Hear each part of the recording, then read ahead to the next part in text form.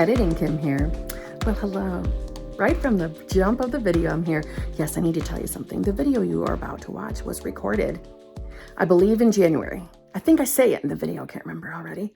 I think I say it in the video, but this needs to go up because it's answering some questions. And yeah, I'm telling you this because my Christmas tree was still up. It's not currently still up, but I know there will be someone who sees that tree and says to me, "You still have your Christmas tree up?" No, it was recorded a while ago, okay? But this video has to go up, okay? Has to. So on that note, onwards to the video. Hello, my fellow limitless, sexy, sassy, saucy HBICs. How you doing on this lovely morning, afternoon, or evening? How are you all? I've been up for several hours. It's only 9 a.m. I've been up since 1:15 a.m. this morning.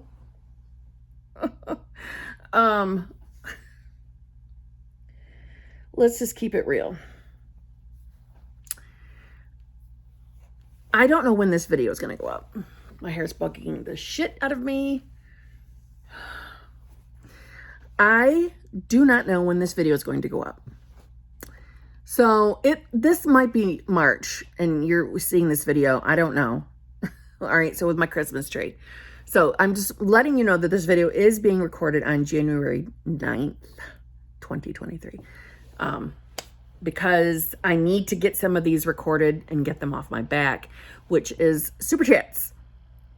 So we're going to dive in, and this is a continuation of the June 15th live streams Super Chats. Before I get into all that, though, if you need help figuring out what's going on between you and your manifestation, please feel free to email me at manifestingwithkimberly@gmail.com. All of my coaching options are in the drop box below. They're in the screens that just went by. And I have TikTok, I have Instagram. I would love for you to join me everywhere. I would appreciate a like on this video. Gets my videos out there. And also, hey, if you're new here, how you doing? I'm Kimberly. How you doing? Okay, we talk a lot about law of assumption and manifestation on this channel. Actually, it's the only thing we talk about. I would love for you to subscribe and come back and see me. I'm pretty sure that I'm the oldest in the category of full-on snark manifestation talk. Yeah, that's me. Sexy, sassy, saucy, and definitely snarky, okay? Because we like to have a good time. I appreciate sarcasm. We like to laugh. I don't like taking things too damn serious. I can get serious, but we have fun over here. It's meant for laughs. It's meant for fun, okay? But I don't know why I'm telling you that. It just came up in my mind. Off topic, my boyfriend gave me, it was a compliment this morning, but as I'm staring at myself in the viewfinder, I'm like, yeah, makes sense. He told me that, you look so much younger in person than you do on camera. And I'm like, I'll take it. Okay, thanks. And he's like, cause a lot of your videos, you don't really do anything with yourself. I'm like, yeah, I know, bitch, because I don't wear fucking makeup 24/7. Sometimes I'm just tired. All right, I'm working constantly. I dress up for you. But he meant it as a nice thing, so I do love him. Anyway, I don't know why I share everything with you guys, but let's get to it. Let's jump in. We're going to pick up where we left off, and this is starting with ENZ, aka Erica Zellis. Thank you very much for your super chat. Let's dive in. That 3D, I honestly just don't know how to avoid this 3P feel progress. Then SP brings up 3P. Made big movement hanging with SP, then had to see 3P. All right, so long story short, at this time, remember, this is from the June 15th live stream. This is January 9th, okay? Catching up here. So I don't even know if poor Erica is even in a situation where a third party exists. Irregardless, third-party questions I get asked all the time, so we're going to answer it anyway, okay? Now, right off the top, okay? You are not expected to be foolproof perfect at all times in order to manifest anything, let alone a specific person. You're not expected to be perfect. It's a pet peeve of mine in this community. This, you must always be in the state of the wish fulfilled. You must always be, or you're not going to have it. And that is just not true. It's just not true. Now, don't get me wrong. The more often you are embodying a state, if you don't know what a state is nothing more than who you believe you are at your core, okay? It's who you identify yourself as. I don't mean your basic bitch name, your job, your birth date, social security number. I don't mean any of that. I mean what you believe about yourself, relevant to what you're manifesting, and honestly relevant to anything in life. It's who you believe you are. And it includes what you believe about your specific person. That's part of who you think you are, okay? So the more often you're in that more beneficial state, right? And by beneficial, I mean in a state where you believe that your specific person is head over heels in love with you and only you, and you have no fears of a third party. I would call that the most beneficial state, all right? So the more dominantly you're there, yeah, that's going to be better for you because your 3D is going to be reflecting that more often, correct? But we are still human beings having a human experience, and it's going to be expected that you're going to have moments where you just don't feel on top of your game. You fall out of the state. You're letting the 3D bother you. To me, that's a normal part of being a human. All right. What we are working towards in manifestation is to get you more dominantly, right, through repetition in the placement of believing you have what you want, or at minimum, you are becoming the version of yourself that has whatever it is you're manifesting. But when you're struggling with a third party scenario, I know it can be tricky and it can be painful because it feels and it seems like there is someone else in the love equation in your life, and it's not fun. It's not fun. However, what is the most guaranteed, foolproof, easy peasy way to get rid of a third party? It's removing the third party from your awareness, okay? Meaning your relentless focus on a third party does nothing but keep third party in your awareness. It's in your focus, and whatever is in your awareness will be in your 3D. So you want to start getting yourself practicing in the placement of detachment from the 3D. I do not mean detachment from your manifestation. I don't mean detachment from your specific person. I mean realizing what the 3D really is and the beginnings of detaching from it. Meaning, manifestation is all about you working on becoming the version of yourself that has the desires. And sometimes that includes looking at our feedback, which is our 3D, looking at our feedback, looking at what our life looks like, relevant to what you want to manifest, and decide, well, if you have a scenario where a third party exists, you're going to want to take a look at what your beliefs around love and relationships are. Why is a third party in your equation? Because there's a belief somewhere, either that you're not going to be the person chosen, you don't feel good enough for your specific person, you expect there to always be competition, or you expect your relationships to fail and to be difficult. And maybe there's a belief that love is hard. And, to be honest, that one's a little more common than we often talk about in this community, but love doesn't have to be hard. It can be easy, but it's all about you deciding it is. You deciding that you are now the version of yourself that knows and believes and trusts that love is easy for you. Whoever you love loves you right back. Whoever you want to be with is committed completely to you and only you. They are choosing you. You are more than enough for that person. They feel lucky to even have you. It's that type of a mindset. The third party in any scenario is only there because you have a limited belief centered around love and relationships. And the third party is playing their part of fulfilling that belief for you. That's all it really is. So once you come to understand that that there's nothing to be threatened over, even though your feelings may get hurt. And I get that, okay? Because the 3D can feel very, very real. I get it. But when you really, really take a look at it and realize, no, this was just fulfilling a belief of mine. It really is absolutely nothing more than that. That's where you are beginning to practice the detachment from the 3D. Most of us become very attached to 3D validation when we're manifesting, and that is a downfall. It is, but it's also an art. It's an art in the detaching from the 3D. It doesn't mean ignore every circumstance in your 3D. It means realize what it is. It's a past state or a manifestation of a past state, a past version of yourself. And if you are still feeling very, very attached to your 3D and you can't see outside of the circumstances, it's going to be very frustrating when your SP brings up 3P's name. But when you start getting in the placement of realizing, okay, 3D is nothing but feedback or a manifestation from a previous state of mind.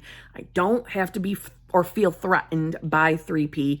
I know I'm going to get what I want in the end. I don't know how it's going to play out because we don't control the how, and it's not my job to worry about how it's going to play out.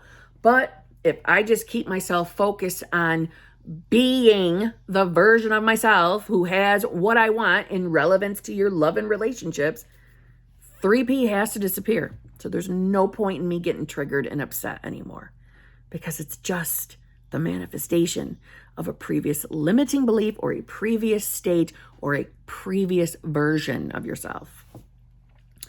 Everything is always in motion. Always. Your 3D is always in motion. And your 3D is recalibrating with you moment by moment. And I word it like that because you are going through the states moment by moment. It's when you're choosing what thoughts to align yourself with, to believe that are true. And you experiencing a circumstance that includes a third party is not a truth. You don't have to just believe that life is just going to be like that for you anymore. This is where you're changing that. So realize that there's nothing to be threatened over. You're in total control of your outcomes. So put the focus back on being the version of yourself that doesn't have to worry about third parties and knows that specific person is head over heels, totally in love with your ass, and things will start to change. Okay? JM, thank you very much. For those of us having issues simply ignoring 3P, do you think can do both affirming SP and 3P break up amicably and the end with you and SP? All right. Let me say it like this. Ironically, what a perfect question to come right after Erica's. But the law of assumption is what you believe to be true will be true. And keeping it 100% honest and real here, you can create any belief you want.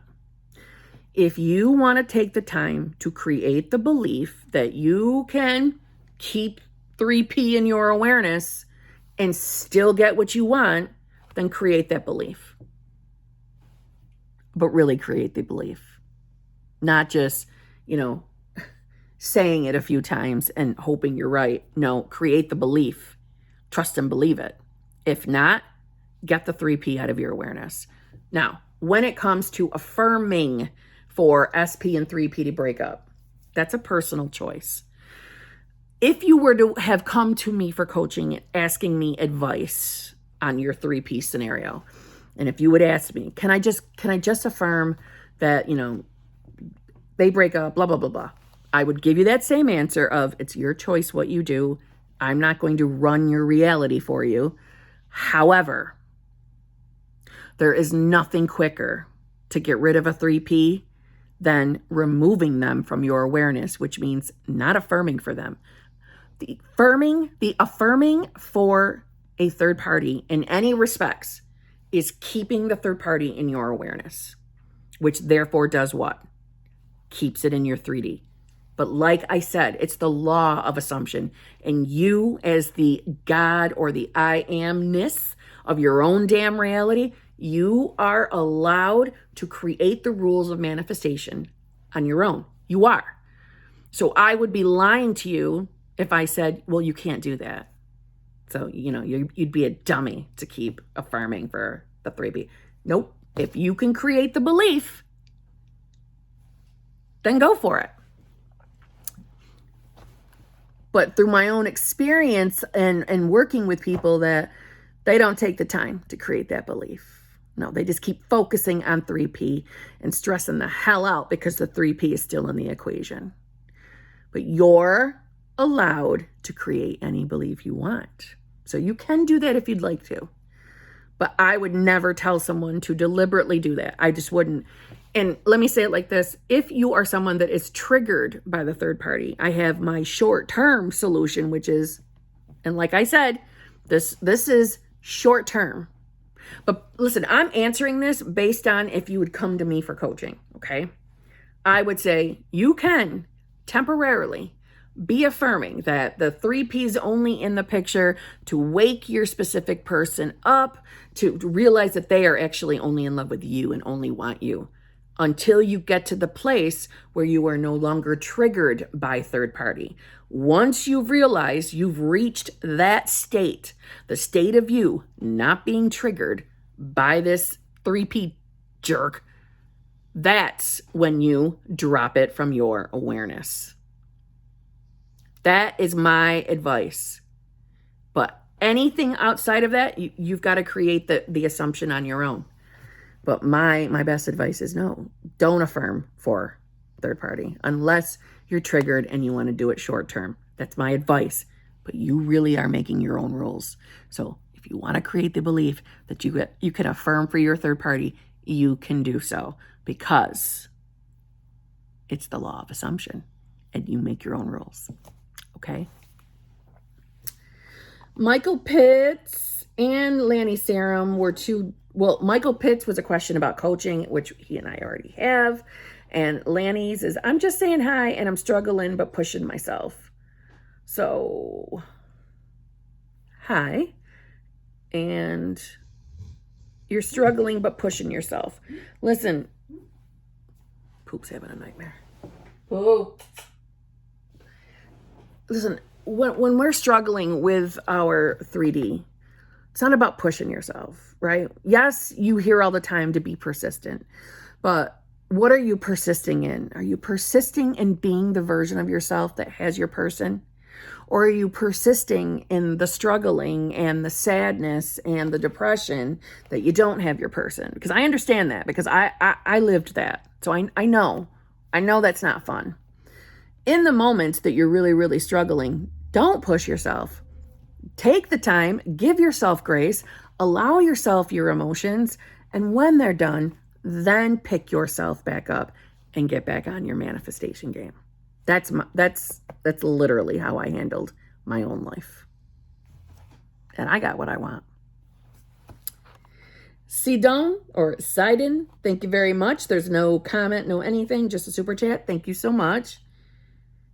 Mr. Forte, thank you very much. So I went by the stadium at lunch to see if SP team was winning. Well, the game was over and she saw me, followed my car to Chipotle, and then drove off.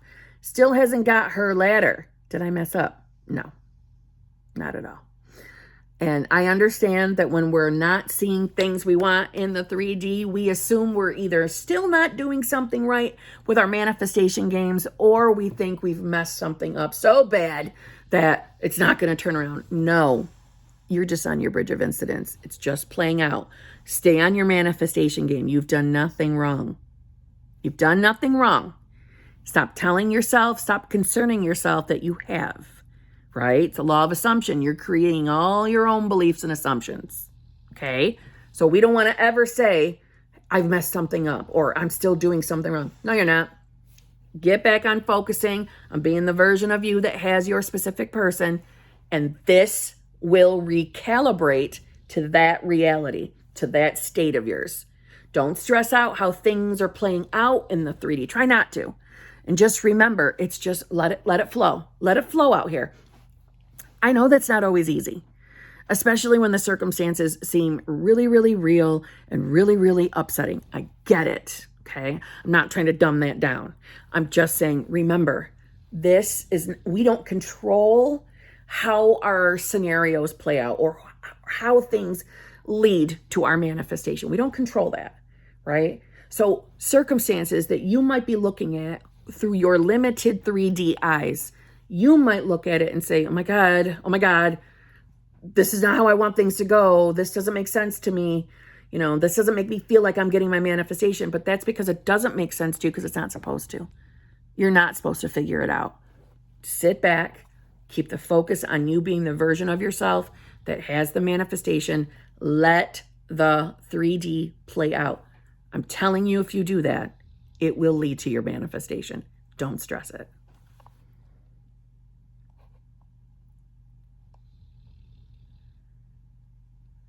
NGT, thank you very much. 2 in a row from NGT. I sometimes connect unrelated negative events to my manifestation power. Example, I found a dead baby cottontail rabbit under a plant in my backyard. I love bunnies and was so sad. And for some reason started blaming myself like I created it somehow. Does this indicate a victim state? Sorry if this is a weird question. I don't know. It's just me. No, it's not a weird question. And I really don't want to call this state a victim state. I really don't. But is it probably one? Yes. However, it's not quite this. To me, who fucking cares? And I mean that. Who cares? Who cares? Because let me say it like this. You sound like listen, NGT, I know you, okay? And I already think you're a sweet and loving, kind person. So for what it's worth to anybody watching this video, she's very sweet, loving, and kind. So the fact that you saw the dead bunny and got upset over it, I get upset when I see animals hurt, abused, any of those things. I get upset. But the difference is you going that extra step and then blaming yourself for you manifested it because right, through the law of assumption, you're creating your reality. And I wish anybody watching this video, when it comes to anything passing away in our reality, and I know this is going to be a touchy subject, but I'm going to keep it real. All states exist, which means all realities exist. And death, and then the concept of death that we believe or have been conditioned to believe is very final. And if you're open to the multiple realities idea or theory, which I believe is true, there is still a reality or a state where that bunny is alive and well and, singing Peter Cottontail, okay? So I'm wording it that way because some people are not ready to accept the possibility that a loved one who is what we have been conditioned to believe and accept as, we'll use my great Aunt Margaret. It would be very, difficult for me to accept that she's alive and well in another reality. But how can I accept that all things, time, is happening all at once? How can I accept that and then not be open to the fact that there's a possibility that she's still existing, alive and well, with a different timeline, right? A different life, or it's still playing out. And for me, it seems hypocritical to not accept that that's a possibility. That's what I'm trying to say. But in the same token, I do not blame myself for people passing away simply because I'm creating my reality. I do not. And I don't think you or anybody else should waste time blaming yourselves. All timelines exist. That's another way of saying all states exist or all realities exist. So because we're in this particular timeline together, although you're creating from your reality perspective, I'm creating from mine. I don't look at it as it's your fault that happened. I don't buy into that. I don't. All timelines exist. Everything is happening all at the same time. And you have access to all those different timelines or all those different realities because of the infinite states. So yes, your question made sense. I don't want to call it a victim state. I think that when you start going into the blaming of yourself, that's where we're teetering into victim state. But I don't want to put that heaviness on you. Think about what you accept when it comes to multiple realities and the openness that, Mr. Bunny is living life in another timeline and still happy and living. And it's just, this was the path in this reality. Doesn't mean you don't have, I hope you understand what I'm trying to say. Because I know this could be like a taboo subject area. But don't blame yourself for things like that. I certainly don't. Nico Conver, thank you very much. I already scripted SP Confess Feelings and Revises Day. Can a script a new way SP confesses and revise those days after new script? Been chill lately. Been telling myself I'm in the reality. I get what I want. Wait, I already scripted SP Confesses the Feelings and Revises Day. I'm not going to lie to you, Nico. I am struggling to understand what you're saying to me here. I already scripted the SP Confesses the Feelings and Revises Day. Can a script a new way SP confesses and revise those days after new script? I get it. Been chill lately. Been telling myself I'm in the reality. I get what I want. Good for you for chilling out and telling yourself that you're in the reality where you get what you want. I think what you're asking me is, you already wrote down a way that, or a scene where SP confesses the feelings for you. And you're revising your day every day. I'm assuming just like the Mrs. J.E. success story from Neville Goddard. But now you're interested in changing how SP confesses the feelings. So you're doing a new scene and you want to keep revising your days. Can you do that? Absolutely, yes. That's no different than using a different affirmation that still leads to the same event. Meaning, it's no different than anybody choosing a new visualization. So as long as the end result is you getting what you want in the end, yes, feel free to change your scene up anytime you want. And I know that there are coaches that tell you that you got to use the same thing. And I'm here to tell you, no, you don't. No, you don't. You can change your shit up anytime you want. So yes, script away with your new SP confession story and continue revising your day every day. Yes, you can. Yes, you can. Laura P., thank you very much. Could you address negative comments? It's been so long. Now, Laura P. is also someone that I've known for quite a while here in the community. And what she's addressing is negative comments literally under videos. And I try to manage the comments. I'm one person. She's not complaining, but to me, she's complaining about in general, people leaving, spiraling comments or anything judging another person and what they're manifesting. And yeah, I do think that everyone in the community should be a little damn mindful of what they're leaving in comment sections, because it could be triggering to someone else. It could be. At the same time, I try to play devil's advocate because I can see both sides of the spectrum. Someone in a really painful moment, really desperate for an answer, sometimes leaves more information, triggering information in the comments, but their heart was in the right place. They're just desperate for an answer to a question. So I see both sides, and to be honest, it's because of stuff like that this is being recorded January 9th. This could be up later, but that's why I created a second channel membership, was for one, that's a trigger warning group that if other circumstances from other people bother you, that's not going to be the membership for you.